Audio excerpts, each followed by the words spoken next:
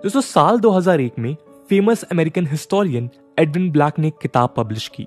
नाम था IBM and the holocaust, the strategic alliance between Nazi Germany and America's most powerful corporation. इस किताब ने IBM पर एक्विजिशंस लगाए कि उसने सेकेंड वर्ल्ड वॉर के वक्त नाजीज को ऐसी टेक्नोलॉजी सप्लाई की जिनकी मदद से नाजीज ने लाखों ज्यूज को आइडेंटिफाई, क्लासिफाई और लोकेट कर उन्हें कंसंट्रेशन कैंप्स और गैस चैम्बर्स में झोंक दिया।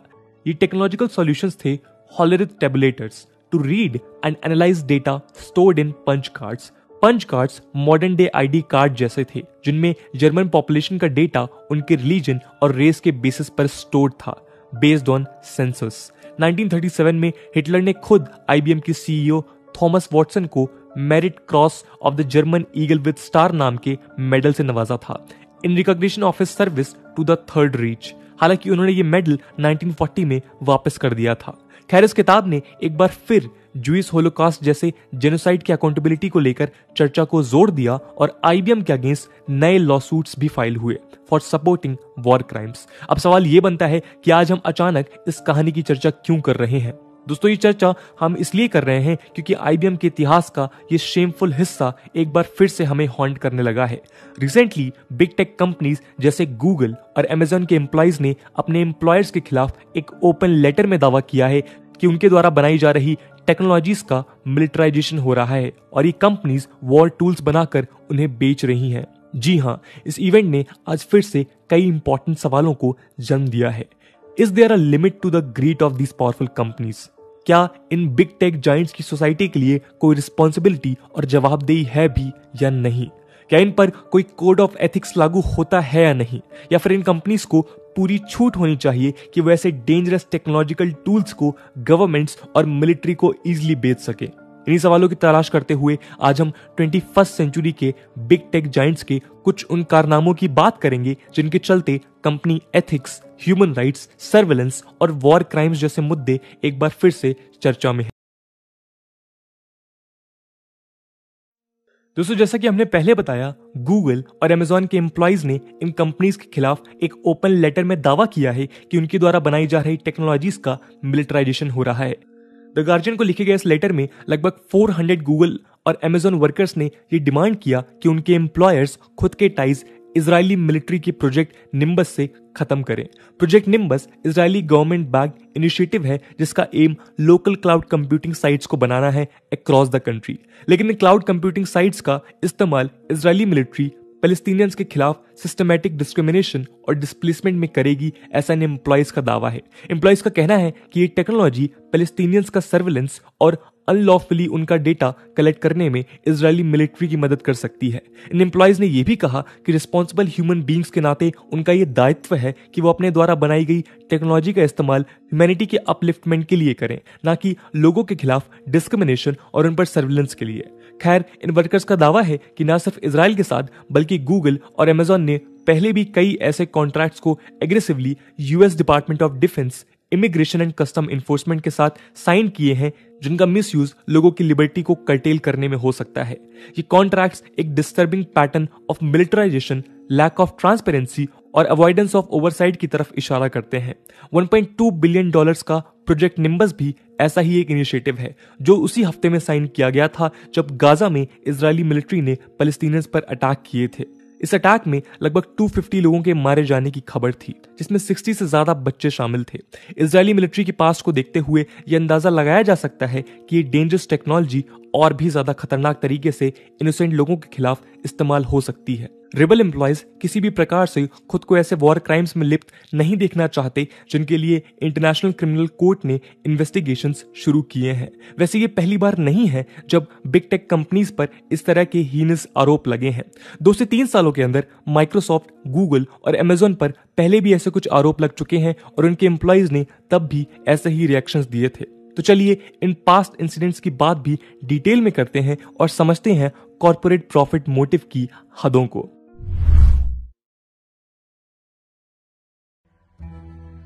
बात 2018 की है जब द गार्जियन ने रिपोर्ट किया था कि माइक्रोसॉफ्ट की azure cloud computing arm US immigration और कस्टम इन्फोर्समेंट के साथ काम कर रही थी। इस कॉन्ट्रैक्ट के तहत माइक्रोसॉफ्ट यूएस इमिग्रेशन डिपार्टमेंट को सिक्योर क्लाउड सर्विसेज और फेशियल रिकॉग्निशन और आइडेंटिफिकेशन टेक्नोलॉजी क्रिएट करने में हेल्प कर रहा था। ये मुद्दा तब सामने आया जब ट्रंप की जीरो टॉलरेंस बॉर्डर पॉलिसी के तहत हजारों बच्चे अपने पेरेंट्स से सेपरेट कर केजेस में डिटेन कर दिए गए। Recently release reunification task force report के अनुसार 3,900 से ज्यादा बच्चे अपनी फैमिली से अलग कर दिए गए थे at US Mexico border between July 27 and January 2021। Microsoft के एग्जीक्यूटिव्स के लिए तो ये डील एक ल्यूक्रेटिव बिजनेस अपॉर्चुनिटी थी, लेकिन उसके एम्प्लॉइज ने इसे अलग तरीके से देखा और सैकड़ों माइक्रोसॉफ्ट एम्प्लॉइज ने सीईओ सत्या नडेला से एक ओपन लेटर द्वारा डिमांड किया कि कंपनी इस $19.4 मिलियन के कॉन्ट्रैक्ट को खत्म करे। साथ में ये पॉलिसी भी बनाई जाए कि माइक्रोसॉफ्ट ऐसे किसी भी क्लाइंट के साथ काम नहीं करेगी जिन पर इंटरनेशनल ह्यूमन राइट्स को वायलेट करने के आरोप है। वैसे ये सोचना लाजमी है कि क्लाउड प्लेटफॉर्म बनाना और बेचना कब से क्राइम हो गया। दोस्तों, अगर हम इस पूरे मुद्दे को डिटेल में समझें तो माइक्रोसॉफ्ट सिर्फ एक सिंपल क्लाउड सर्विस नहीं बना रहा था, बल्कि वो उसे फेशियल रिकॉग्निशन टेक्नोलॉजी और real time voice translation system के साथ ऐसे इंटीग्रेट कर रहा था जो यूएस इमिग्रेशन डिपार्टमेंट को इमिग्रेंट्स को आइडेंटिफाई करने में मदद कर सके। एटलीस्ट यूसी सैन डिएगो की प्रोफेसर लिली ईरानी का तो यही मानना है। ये साफ दिखाता है कि माइक्रोसॉफ्ट इंजीनियर्स इमिग्रेंट्स को लोकेट कर उन्हें डिपोर्ट करने की टेक्नोलॉजी डेवलप कर रहे थे। खैर, ऐसी ही एक पुरानी कहानी गूगल की भी है, जो गूगल जैसे बिग टेक जायंट की एथिकल बैंकरप्सी की ओर इशारा करती है। आइए देखते हैं।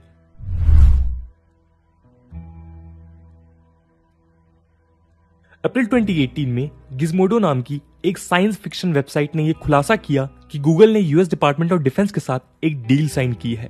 इस डील के तहत गूगल यूएस डिफेंस डिपार्टमेंट को एक ऐसा आर्टिफिशियल इंटेलिजेंस टेक्नोलॉजी डेवलप करने में मदद करने वाला था जो मिलिट्री ड्रोन सर्वेलेंस में इस्तेमाल हो सके। ये पूरा डील पेंटागन के प्रोजेक्ट मेवन के लिए हुआ था, जिसका प्लान ड्रोन फुटेज में ऑब्जेक्ट्स को आइडेंटिफाई करना था। इस पूरे एपिसोड में भी एम्प्लॉइज द्वारा कंपनी के विद इन रिबेलियन देखा गया और कई दर्जनों एम्प्लॉइज ने तो रिजाइन भी कर दिया जब उन्हें इस डील की जानकारी मिली। वर्कर्स का एक्शन काफी इफेक्टिव साबित हुआ और गूगल ये अनाउंस करने में मजबूर हो गया कि वो प्रोजेक्ट मेवन कॉन्ट्रैक्ट को रिन्यू नहीं करेगा।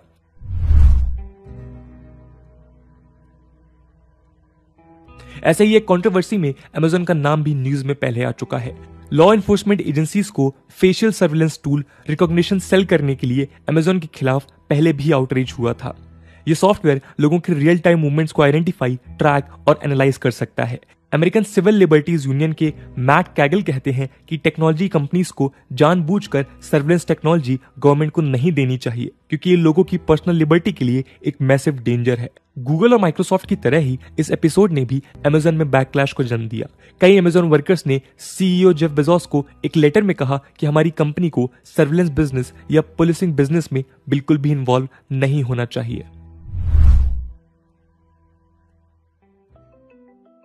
दोस्तों, सबसे चौंका देने वाली खबर 9/11 की 20th एनिवर्सरी में आई, जब यूएस बेस्ड एक्टिविस्ट द्वारा release big tech sells war नाम की एक रिपोर्ट ने यह खुलासा किया कि सिलिकॉन वैली के टेक जायंट्स ने 20 साल लंबे चले ग्लोबल वॉर ऑन टेरर में भी बिलियंस ऑफ डॉलर्स कमाए हैं। इस रिपोर्ट ने 2004 से लेकर 2021 के बीच फेसबुक, गूगल, माइक्रोसॉफ्ट और ट्विटर के यूएस गवर्नमेंट के साथ साइंड गवर्नमेंट कॉन्ट्रैक्ट्स को डॉक्यूमेंट किया है। इस रिपोर्ट का दावा है कि ये कॉन्ट्रैक्ट्स प्राइमरीली उन एजेंसीज के साथ थे जो डायरेक्टली वॉर ऑन टेरर में इन्वॉल्व थी। हमें पता है कि यूएस के वॉर ऑन टेरर में कोलेटरल डैमेज के नाम पर सिविलियंस की डेथ टेररिस्ट से कहीं ज्यादा रही और इसलिए बिग टेक जायंट्स का इस पूरे इशू में इन्वॉल्वमेंट क्वेश्चनेबल है। 2004 से लेकर आज तक पेंटागन और होमलैंड सिक्योरिटी डिपार्टमेंट्स में इन बिग टेक कंपनीज की सर्विसेज की डिमांड में भी मैसिव उछाल देखा गया। जैसे जैसे डिफेंस डिजिटाइज हुआ, वैसे वैसे क्लाउड कंप्यूटिंग और जीपीएस रिलेटेड सॉफ्टवेयर्स की डिमांड्स बढ़ती ही जा रही है। रिपोर्ट्स के अनुसार डिपार्टमेंट ऑफ डिफेंस ने अकेले $43.8 billion in big take contracts में स्पेंड किए हैं सिंस 2004। इस रिपोर्ट के हिसाब से 2015 के कंपैरिजन में 2019 में अमेज़न ने 5 गुना ज्यादा ऐसे कॉन्ट्रैक्ट्स फेडरल एजेंसीज के साथ साइन किए। वहीं माइक्रोसॉफ्ट के लिए ये नंबर 8 गुना ज्यादा था। रिपोर्ट के ऑथर ने एक पॉलिटिकल नेक्सस की बात भी की है, जिसने ऐसे कॉन्ट्रैक्ट्स को फैसिलिटेट किया है। रिपोर्ट ने गूगल में काम कर रहे former state department official Jordan Cohen और अमेज़न में काम कर रहे फॉर्मर एफबीआई एम्प्लॉय स्टीव पेंडलाइट्स की चर्चा की है, जिन्होंने ये कॉन्ट्रैक्ट्स फैसिलिटेट किए ताकि टेक्नोलॉजी का मिलिटराइजेशन हो सके। चलिए अब समझते हैं कि ये पूरी खबर किस तरह से हमारे सामने एक सीरियस ह्यूमन सिक्योरिटी थ्रेट को प्रेजेंट करती है। दोस्तों, इतिहास इस बात का गवाह है कि कैसे अनकंट्रोल्ड प्रॉफिट मोटिव से काम करने वाली कंपनीज हमेशा किसी न किसी प्रकार से अनएथिकल एक्ट्स में इन्वॉल्व रही हैं। नाजी जर्मनी में कई ऐसे जर्मन कॉर्पोरेट हाउसेस थे जिनके होलोकास्ट जैसे वॉर क्राइम में इन्वॉल्वमेंट के चलते उन्हें न्यूरमबर्ग ट्रायल्स में दोषी भी पाया गया। फॉर एग्जाम्पल, जर्मन स्टील और आर्म्स मैन्युफैक्चरिंग कंपनी क्रुप ग्रुप्स के 12 डायरेक्टर्स पर हिटलर की मिलिट्री को आर्म करने और स्लेव लेबरर्स रखने के आरोप लगे थे। यहां तक कि सीईओ एल्फ्रीड क्रुप वॉन बोहेलन को क्राइम अगेंस्ट ह्यूमैनिटी में लिप्त पाया गया। नतीजन उन्हें 12 साल की सजा हुई। इसके अलावा आईजी फेरबेन नाम की एक private chemical and pharma company को जाइक्लोन बी गैस मैन्युफैक्चरिंग में दोषी पाया गया। ये वही गैस है जिसका इस्तेमाल गैस चैम्बर्स में हुआ था। फ्लिक ग्रुप ऑफ कंपनीज के मालिक फ्रेडरिच फ्लिक को भी नाजीज को फाइनेंस के लिए 7 साल की सजा हुई। इसके अलावा आईबीएम के कनेक्शन की चर्चा तो हमने शुरुआत में ही की है। ये ऐतिहासिक घटनाएं हमें ये बताती हैं कि कैसे एज ए सोसाइटी बिग और पावरफुल कॉर्पोरेट्स और टेक कंपनीज को लेकर विजिलेंट रहना चाहिए और सवाल पूछते रहना चाहिए। आज तो ये कंपनीज डेमोक्रेटिक देशों के मिलिट्रीज को ऐसे डेंजरस वॉर टूल्स बेच रहे हैं, लेकिन तब क्या होगा अगर ये कंपनीज ऐसे टूल्स नॉर्थ कोरिया, पाकिस्तान या फिर तालिबान रूल्ड अफगानिस्तान को बेच देंगे। सर्विलेंस टेक्नोलॉजी को लेकर तो डेमोक्रेटिक स्टेट्स की गवर्नमेंट्स पर भी लोग भरोसा नहीं करते, तो फिर अगर ये टूल्स इन टोटलिटेरियन स्टेट्स के हाथ में लग गए तो वहां के लोगों के राइट्स का क्या होगा। आज ये बेहद जरूरी है कि बिग पावरफुल टेक जायंट्स के लालच से ह्यूमन डिग्निटी, लिबर्टी और इंडिविजुअलिटी की रक्षा की जाए। इन बिग टेक जायंट्स की अकाउंटेबिलिटी को इंश्योर करना एक मेजर सोसाइटल चैलेंज है, जिसके बारे में डेमोक्रेसी के supporter, leaders, civil society groups और सिटीजन्स का साथ आना काफी जरूरी है। इन कंपनीज को भी अपनी एथिकल रिस्पॉन्सिबिलिटी को तय करना होगा और ये इंश्योर करना चाहिए कि उनके द्वारा develop technology human suffering cause ना करे। इन बिग टेक कंपनीज के एम्प्लॉयज का रिबेलियन एक काबिले तारीफ एक्ट है, जिसने पहले भी इन कंपनीज को अपने डिसीजन को रीथिंक करने के लिए मजबूर किया है और होपफुली आगे भी ऐसा होगा। तो दोस्तों, ये थी कहानी बिग टेक कंपनीज की और कैसे वो टेक्नोलॉजी का मिलिटराइजेशन कर रहे हैं। आई होप आपको वीडियो पसंद आई होगी और अगर पसंद आई है तो अपने दोस्तों के साथ शेयर करना मत भूलिएगा। हम मिलते हैं अगले वीडियो में, तब तक के लिए जय हिंद, जय भारत।